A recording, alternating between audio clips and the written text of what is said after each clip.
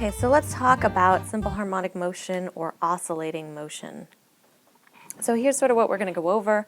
We have the motion of an object attached to a spring.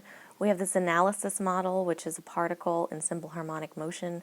We're going to talk about the energy of simple harmonic oscillators, and then we'll talk about some other things like the pendulum, which is just a different simple harmonic oscillator than the spring.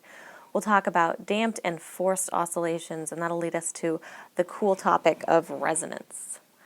So let's talk about motion of an object attached to a spring. And we'll start out with horizontal motion. And let's start by defining oscillating motion. So oscillating motion is any kind of back and forth motion. So you displace something from an equilibrium and then it tries to go back, misses, goes a little bit the other way, and you end up with this cycle. Okay? And because it's a cycle, we need to know the period, because that's the time it takes to complete a cycle. And the frequency, that's just 1 over the period. And we also need to know just sort of this math that we've had for a while, okay? So here's our different sort of periodic functions. You can see the most common one is obviously going to be this one where you go up and down. It's a nice sinusoidal curve, but you can get anything that just repeats itself. That's any oscillation, okay? So just to sort of demonstrate what this looks like, you can see this thing, whoops, oh no. This thing is going back and forth. So you can see the block is moving back and forth between 4 and 8. Let's say these are centimeters, but it doesn't really have units, okay? Which means if you look at the block moving back and forth, oh, geez, back and forth down here, you can also see the block as it moves up and down on the graph. So you have the block moving back and forth, you also have it moving up and down, and you can see the highest point it reaches is 8, the lowest point it reaches is 4, okay? And so the maximum would be 8, the minimum would be 4, but the amplitude is the difference from the equilibrium. And where's the equilibrium? Where's the middle of this graph? It's going to be at 6. So your amplitude here is 2, okay? You're not oscillating back and forth between 2 and -2. You're moving back and forth a distance of 2 and -2 from 6, so between 4 and 8. So your amplitude, which we'll call A later in the equation, that's going to be 2, okay? You'll also notice that this thing is periodic. And what's the period of this? Well, if you look at where you get back to where you started, the period's at about 7, okay? Because you start at 0, you start at 8. Once you get back to 8, it's been about 7 seconds, assuming these units are seconds, all right? So we want to analyze this. If you took some sort of screenshots of this, here you could see this thing is oscillating back and forth between A and -A. So A, -A. So it's going back and forth, and this one's centered at 0. So you can see here, this is our equilibrium, this is our maximum amplitude, this is our minimum amplitude, and so our maximum amplitude we'll call positive A, our minimum amplitude we'll call negative A, and the period here is the distance from peak to peak, or from any identical point to another identical point. So from here to here could be 1.6 seconds, that's a period. From here to here is 1.6 seconds, that's a period. Okay, so anytime you get back to the same point you were at the beginning, that's what you consider to be the period. Okay? And you can sort of see how this plot would look if you were just plotting it directly over here. This is a lot like what the graph said. So simple harmonic motion, our position versus time graph is sinusoidal. And our amplitude is going to be considered our largest displacement. Okay? So if we look at the graph below, this is a position graph, so position versus time. Remember, if you take the derivative of a position versus time graph, what do you get? Well, you're going to get velocity, all right? So if we want to look at this, we want to know stuff about energy. So let's start by looking at what we're doing here. The graph below shows this displacement graph. It's a spring as a function of time. We want to know, where does the mass change direction? Okay, so where does the mass change direction? Well, basically it's going to change direction at C, right? It's going down, then it's going up, E, G, and I, okay? where is the sign for velocity, positive or minus? Well, then we're just looking at the slope, because when we take the derivative, the slope's going to give us the velocity. So if you're going down, this is negative velocity, right? These are both negative velocity. If you're going up, that's positive velocity. So the sign is going to be positive when your slope is going up and negative when your slope is going down. We want to know where the velocity is going to be 0. Well, that's anywhere where the slope is 0. So the slope is going to be 0, right? Wherever you have these flat things. So once again, C, E, G, and I, and that should make sense because we know that's where we change direction, and velocity has to be 0 if we change direction. Okay? Where's the velocity maximum? Well, that's the velocity is a maximum anywhere where you have a steep slope. So here, here, here, and here. Okay, and I guess that's speed because you have positive and negatives. And then where's the potential energy a maximum? Well, the potential energy is a maximum wherever you don't have any kinetic energy. So that's going to be, let's say we know the potential energy is maximum where we don't have speed. Well, look, we're stopped here, here, here, and here. So that's where your potential energy is a maximum. Your kinetic energy is a maximum wherever your velocity is a maximum. So that's here, here, here, and here. Okay? All right. So just to review, here's our exciting results. All right, so simple harmonic motion, we're going to get something that looks like this. Now, where does this come from? Well, we know that force, I don't really like that one. Okay, let's try a different color. Force is equal to mass times acceleration. But when we're talking about a spring, what's our spring force? Well, our spring force is going to be negative kx. And we also know that mass stays the same, that's a constant, but acceleration is d squared x over dt squared. So this thing becomes a differential equation, and we're going to rearrange it so we get d squared x over dt squared is equal to negative k over mx. All right? This differential equation, it turns out, has a general solution that's something like a cosine omega t plus b sine omega t, but that's sort of the general solution. It turns out the explicit solution is this. Okay, so when you solve this, you get this. And the most interesting part is here we find that this omega is actually this. So omega ends up being a function of k and m. Now k is a spring constant and m is the mass. So this says your frequency is determined by just the kind of spring you use and how much mass you put on it. Okay? So this is our position equation for simple harmonic motion. It's always going to be this sinusoidal graph. This is your amplitude. Here you have your frequency. This is just time. And this is something called phase, which we'll talk about in a minute. Oh, here. Yeah, there it is. Okay? So this works for all simple harmonic motion, not just springs, okay? So when we pull all this stuff back, we can actually do this for pendulums, or if you just have a ball floating around in the bottom of a bowl. All of that stuff works with this equation, which is a little bit nutty, okay? All right, so let's talk a little bit about the math. Amplitude just tells us, you know, what our maximum and our minimum are. So those are our amplitudes. This is our position, so you can see this anywhere you are on this axis tells you position. This is our time, okay, that goes with this. And here's our period. Now our period is going to be related to our frequency, like we said before, okay? And here's the relationship. We have 2 pi over omega is equal to period, okay? So that's how that works. Now let's just think about what that means. So omega is going to determine the frequency, okay? It's the angular frequency, so how many radians are completed per second.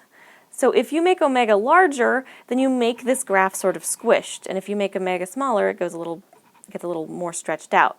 So you can kind of plot this onto a circle. You can kind of imagine that as you go around the circle, this is cyclical as well, okay? And there's a relationship here for a traveling wave.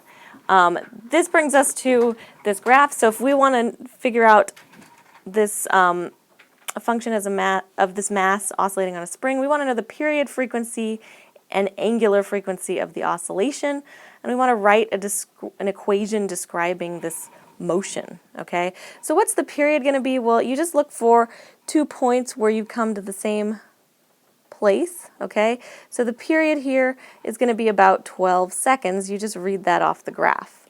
All right, so if our period is equal to 12 seconds, that means our frequency is equal to 1 over 12 seconds, okay, so 1 over 12 hertz, and that means omega is going to be equal to 2 pi times the frequency, which is 1 over 12 seconds, so you end up with 2 pi over 12 seconds, and that's going to be 2 times pi divided by 12. It's like pi over 6, so we make that a decimal. It's like 0.52. So we get something, let's just call it pi over 6, and that's going to be in radians per second. Okay, so that's the period frequency and angular frequency. If we want to write the equation, that's going to be x of t. Our maximum amplitude is 20, so that's 20 centimeters. We can change that to meters if we want. Cosine pi over 6 t, and then our phase here, you can see this is cosine, it starts at the maximum, so the phase is going to be 0, and that's our equation, okay? Oh, and yeah, we did that later. So look, if you want to think about the phase, that's a little bit trickier. So the phase constant describes your initial starting position. If you have a graph that looks like this is clearly cosine, it starts at the maximum, okay?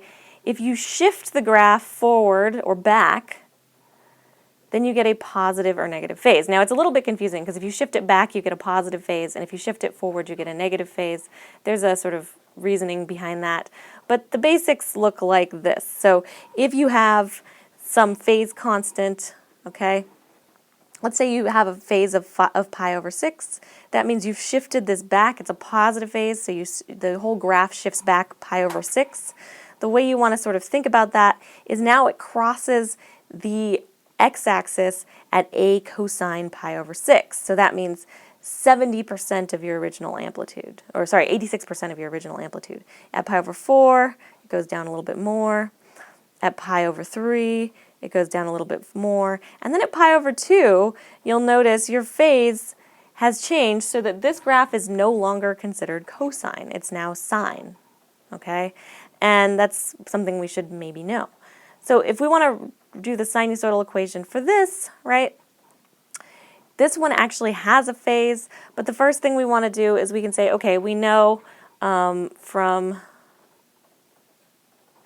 how the period works that from here to here, that's about where we are on the period. So the period should be equal to 2 seconds. All right, that's about this far.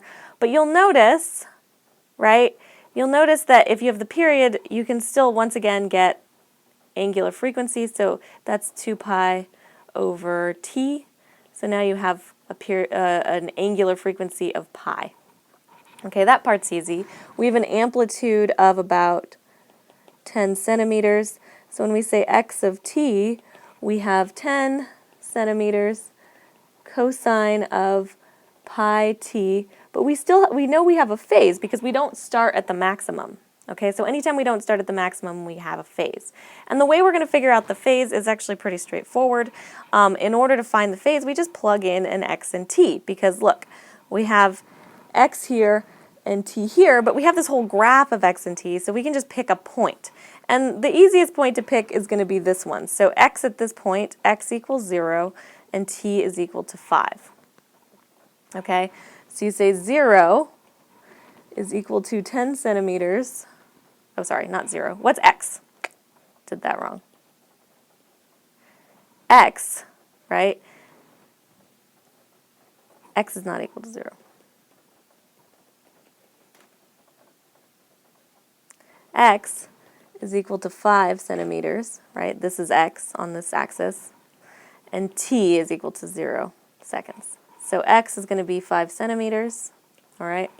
It's equal to 10 centimeters cosine 0, because t is equal to 0, plus phi. So you can call, this becomes 1/2 cosine, oops, 1/2 is equal to cosine of phi, which means phi is equal to cosine inverse of 1/2. Well, cosine inverse of 1/2, that's going to give you something that we should recognize, okay? And I'll give you a second to plug that into your calculator. Cosine 1/2 is something that's easy to calculate, and if you don't remember it, you always have the calculator. So, let's see, election.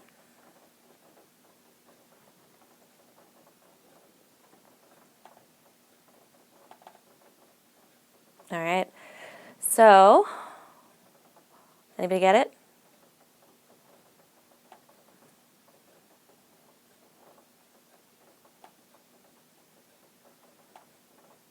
Cosine 1/2, that should give you plus or minus pi over 3. All right, so we want to figure this out. That means we can see that this thing shifted back, so we're going to pick the positive one. And so we can write our equation as x of t is equal to 10 cosine pi t plus pi over 3. And this is our equation here. Oh boy, that's ugly. All right, so last thing, this is an offset. We looked at this in that little animation of the graph being formed by the spring that's moving. Offset just means you can just add an actual number and shift your graph up and down. Okay, so if you know this is your position equation, how do you get your velocity equation? You just take a derivative with respect to time. All right, and here's another example of setting up how to figure out what the position and velocity is. This is just plugging stuff in. Okay, so I want you to think about this. An object moves with simple harmonic motion. If you double both the amplitude and period, what's the object's maximum speed going to be? What's going to happen to it? So go back and look at this. All right, and you can see the speed is going to depend on A and now omega. So what happens if you double the period and the amplitude? Well, that means it's going to remain unchanged because the period doubling halves the frequency and doubling the amplitude doubles the amplitude. And since your V max,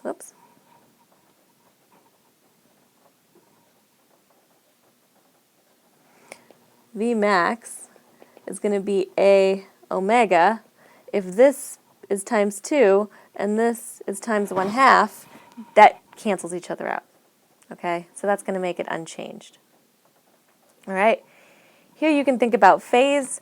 We have these 4 different situations, and what does that mean in terms of which one has a phase constant of pi over 4?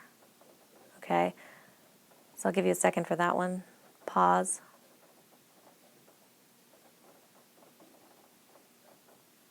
Okay, so think about a circle. Think about going around the unit circle. At 45 degrees, that means your particle, or in this case your mass, is in the first quadrant. It's going to be moving to the left, meaning a negative v, and if you plug in t equals 0, you get positive pi over 4. So that's going to look like this, okay? It's going to be moving to the left, but it's going to be over in the positive side. That's the first quadrant. All right, so dynamics of simple harmonic motion. Well, look, if the first derivative of your position equation gives you velocity, then the second derivative of your position equation gives you acceleration. Okay? And of course, this is what we call a restoring force. This is how we get the simple harmonic motion in the first place, because every time you stretch the spring out, it tries to go back. Every time you compress the string, it tries to go back to where it started. So it's always trying to get back to the equilibrium, and that's what you end up with. Here we have another long equation. I'll give you some time to think about this one, okay? just pause and you can look through what we did here. All right, so vertical oscillations are a little bit different. Once you hang something on the spring, you change its equilibrium length. And how do you know what its equilibrium length is?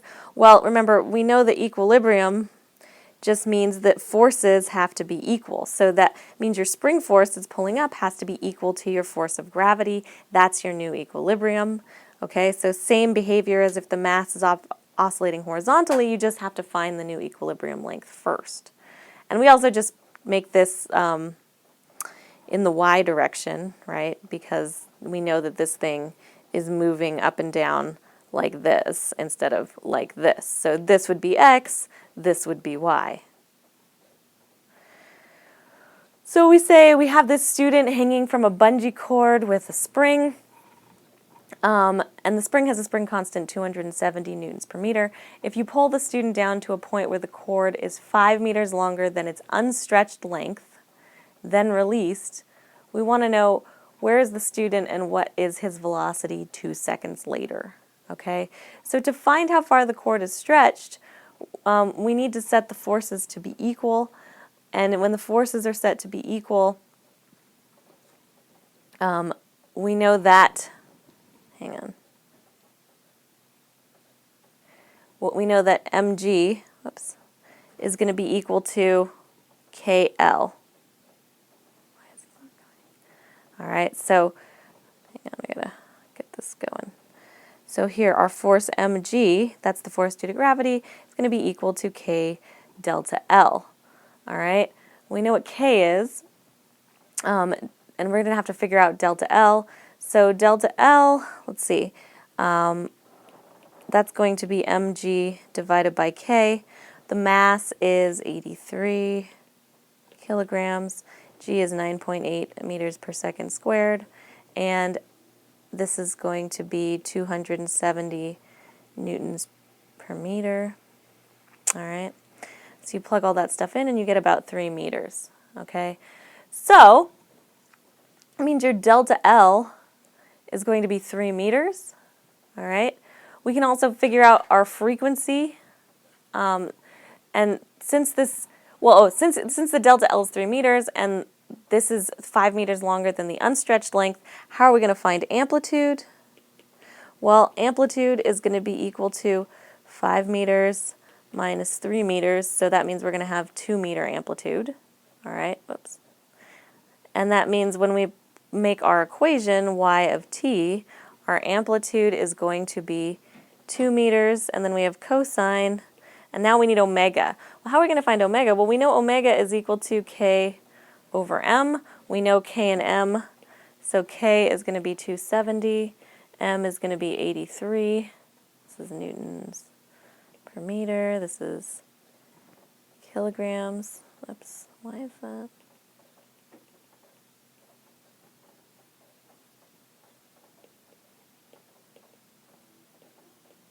All right, so this is going to give us 1.8 radians per second, so this is 1.8 here, t plus the phase. It turns out since we are stretched down instead of up, so at our negative instead of positive amplitude, we can remember that if you go halfway through a full cycle, so a full cycle is 2 pi, that means we're halfway through the cycle. We've gone to our negative amplitude, okay? So that is our whole equation. If you want to figure out where you are 2 seconds later, you just plug in 2. So this is 2 meters cosine 1.8 times 2 meters plus pi, and this should give you 1.79 meters. So he starts sort of down here, and then he ends up here. Our equilibrium point somewhere there. Okay? If you want the velocity, you just take the derivative of this, so that becomes negative omega a sine omega t plus phi. Okay? You plug in all these things here and you get negative 1.8 times 2 sine of 1.8 times 2 plus pi, and that should give you negative 1.6 meters per second. So here's your two values. So that brings us to our answer.